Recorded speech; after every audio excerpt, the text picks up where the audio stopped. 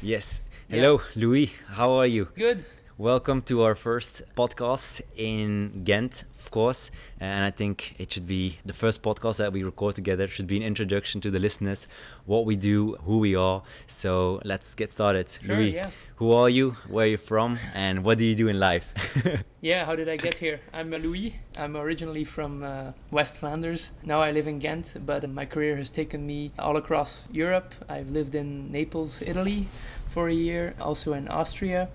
And now I work for a Swedish company, Spotify. Ah, amazing. Awesome. Okay, let me introduce myself. My name is Willem Himpe. I'm 25 years old. Today was my birthday, so it's perfect day to start record a podcast. Since I was a very young boy, I always played tennis. I went international, went to America to play college tennis, came back, studied data analytics. I have now my master's in that, and now I started my own company, Relivo. Yeah, so you've been going with it for a while. So now I started during my master's, and now it's been 2 years. A lot of business pivots. Initially, I thought that was bad, but a lot of companies That's a good sign, actually. and entrepreneurs say it's good. So now we are a company that helps companies create a more appreciative and better community, because you can go much farther if you have a strong team instead of a lot of individuals. Voila, that's a little bit about myself. And maybe as a first thing, Louis, you work at Spotify. Why did you decide to work there? What were the motivations? What gives me energy is to ship products at large scale, at world scale, products that I actually use every day. And Spotify is a prime example of that. Weren't you scared in the beginning for such a large company? Oh my God, if I'm going to write a little bug in the code, what's going to happen? So that's actually... It happened already? No comment, but the opportunity you get at a company like that is to break stuff at scale. That's what we always joke about. You have to explain it. To break stuff at scale. Yeah, at scale. Is it a good thing that you break stuff, or? It's not a good thing, but that's the joke. You create a lot of value for a lot of people. Like with a few keystrokes, you can write new functionality and then release it to hundreds of millions of people that are going to use it within the next few weeks of you releasing it. But that also.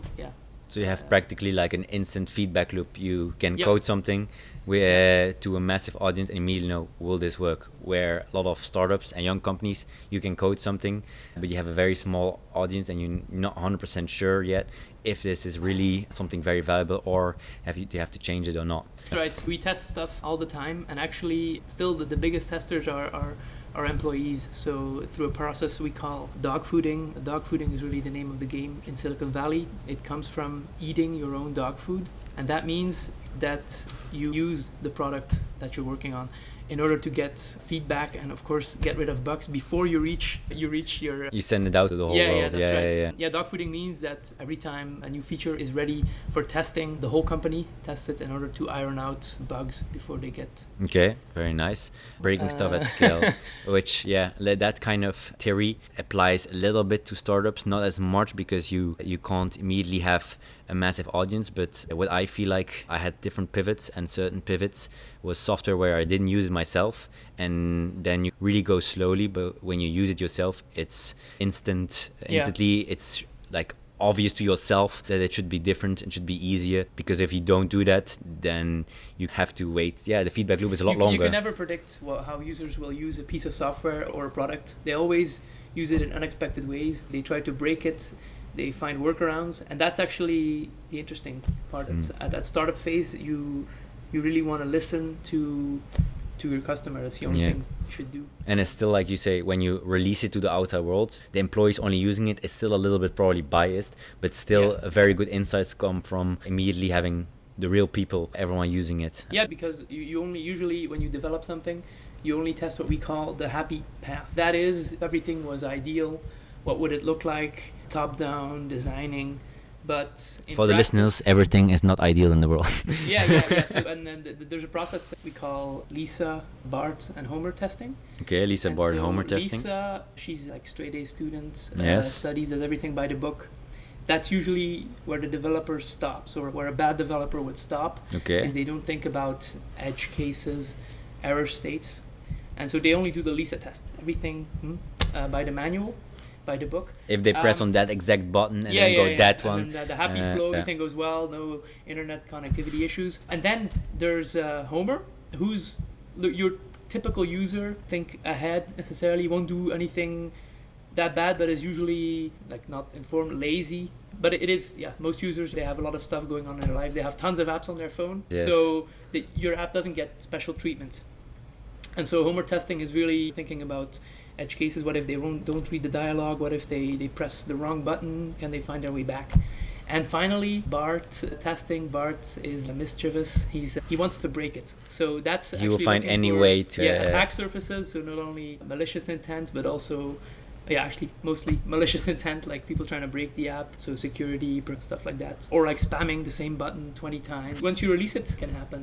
That's true. With the craziest stories from users. Yeah, I find that as an amazing symbolism, and as well what I realized after studying and starting a company and developing software and seeing it in the outside world, everyone, like one extra click is one click too many. Kind of people, because of technology, we can do a lot more with a lot less time, and then in a way our time becomes then much more valuable and everyone gets more busy. So if your software takes time away from them, then forget it. You need to every user is, or not, a majority of the users are like Homer. I'm not trying to insult anyone, but everyone wants to is inherently a bit lazy and wants, like me as well, if a website doesn't load in like a couple seconds, then fuck it, I'm out. Yeah, the product with can we cuss actually? Are we gonna cuss on the podcast or not? Yeah, that's fine. It's fine. We're not gonna censor We didn't ourselves. discuss it before. But I agree that the product with the least amount of friction usually wins. So even if your offering is twice or 5 times as good, if the user never gets to it, he'll never see the value. So really working on that interface, on lowering the threshold, it's really important. If you can have a new breakthrough product just by making something 10 times simpler, like we see now with these AI prompts, they make it 100 times easier to. Could you explain a little bit about, are you talking about AI prompts, talking about Yes. like those new models that are coming out that you can, like Lambda from Google and GPT-3? Could you explain a little bit more? Yeah, so we have on the one hand, we have large language models, which are which are text-based, and there you can talk to them like a human. They're actually the first chatbots that really work, you could say. So the latest release from OpenAI, ChatGPT, is incredible. It's a game changer, a real leap forward. But yeah, it's based on previous work for large language models, and these things will keep evolving and see big improvements in the coming months. We're still in the AI beginning. cycle. Like it's gonna get better quickly. Yeah, we've had different different winters and so on, and now there's a new kind of exponential gain waiting for everyone in the world. And I use it as well, GPT chat, and then I found it incredible, kind of the way it was very natural, that it felt like you're chatting with a normal human. And immediately my mind went to how many people that are like doing very repetitive work every day, and they don't like the job because it's not challenging enough, and they get very bored very quickly, that we can help them find much better jobs that's much more fulfilling, because then this kind of computer models would be able to automate a lot of things, because that's a bit the missing gap currently, because currently only programmers can talk to computers, and this kind of everyone, and that's how it felt, everyone in the world will be able to talk to a computer, say, okay, program this with this kind of data, and I felt like GPT-3 was able to manage that. So yeah, it's really all about the interface. Think about it, if you had an army of like 10 robots or 10 people, like the way you instruct people, give them instructions, is through prompting, to telling them what to do. And the fact that we can now do that reliably with software, again, at scale, is a major breakthrough. I just really hope the OpenAI and maybe with Elon Musk as one of the mega influencers keep it open source, because it's very revolutionary technology, which could if it's not democratized, it would be the same kind of companies that would take the majority of the advantage. And I don't think like the computer revolution is here to make opportunity equal to everyone, not only for the elite. Yeah. One use case that really highlights democratizing stuff is, for example, translation.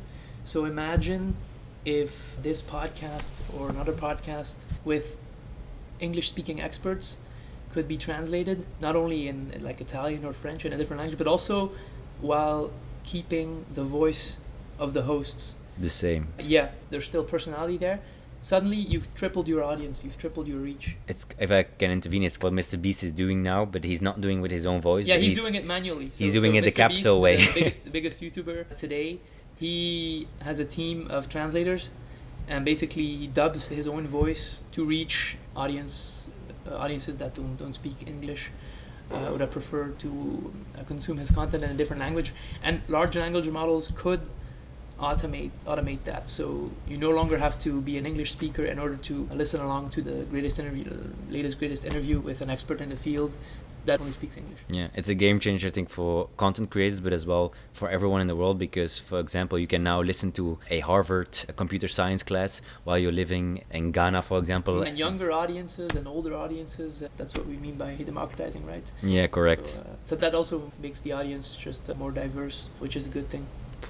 Okay, perfect. I think that was a very interesting topic to start our first podcast with. Louis, it was awesome, and I would say hopefully our audience has liked our conversation. And yeah, give us any feedback, like this podcast, let us know what was good and not good, and you guys are our guide on the journey as well. So thank you very much, and goodbye. Ciao. Bye.